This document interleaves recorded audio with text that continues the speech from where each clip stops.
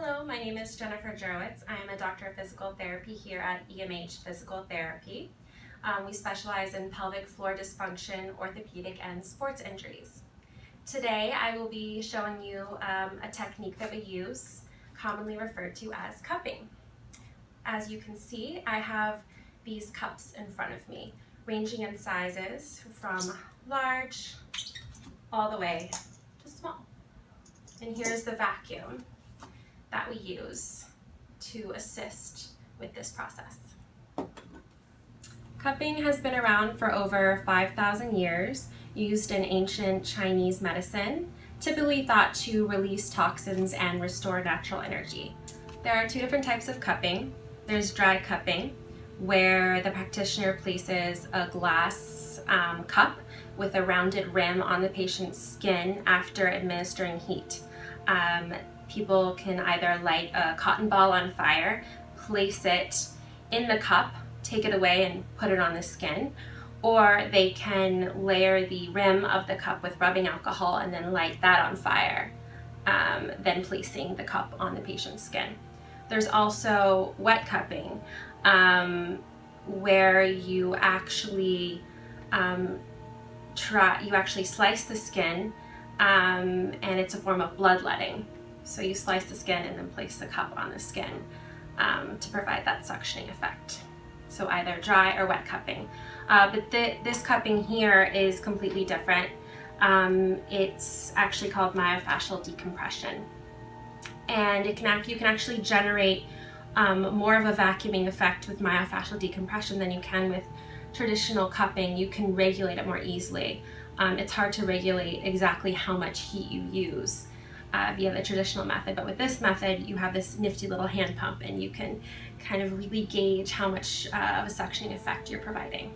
Cupping was popularized in the media over the past couple of weeks by Olympians Michael Phelps and US gymnast Alex Nador. You may have seen red marks on their body. These marks are known as Shaw. While more studies with better methodology are needed to prove the efficacy of this technique, Olympians still like to use it regardless of the lack of evidence, because they feel that it provides them with that extra edge over their competitors. The cups that I will be using and showing you today are designed to restore natural movement patterns created by scar tissue or connective tissue adhesions. So in the case with Michael Phelps, you may have seen them placing these cups along his lats, along certain parts of the shoulder as he performs those active swimming motions to help restore the natural movement patterns. So it's different than the ancient Chinese use of cupping, where they thought they were releasing toxins. This is more mechanical in nature. We're actually loosening that tissue, restoring normal movement pattern. While massage provides a positive pressure towards the skin, myofascial decompression provides a negative pressure away from the skin. Carissa, our patient today, has plantar fasciitis. This is tenderness along the foot and tightness in her calf muscle, and the connective tissue overlying the calf muscle is contributing to her pain. So we place the cup over the restricted tissue, and then we place the hand pump onto the cup and pull to provide a vacuum suction-like effect. We can go along the length of her calf muscle, and then you can have the patient perform active movements to help lengthen and shorten the connective tissue underneath. Carissa, how does that feel? Very tight, but good, like it's loosening up. Good. And that is a normal response. People will complain about this feeling tight, but not super painful. It generally feels like a release. Another method that we use is called scraping. This is when we provide a little lubrication onto the skin of the patient. And then when we provide the suction from the cups, we don't suction up quite as much.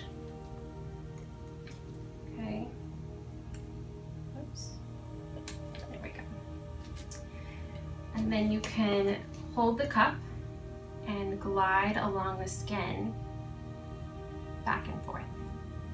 Carissa, how does that feel? It's definitely pulling, but it feels like it's stretching in a good way.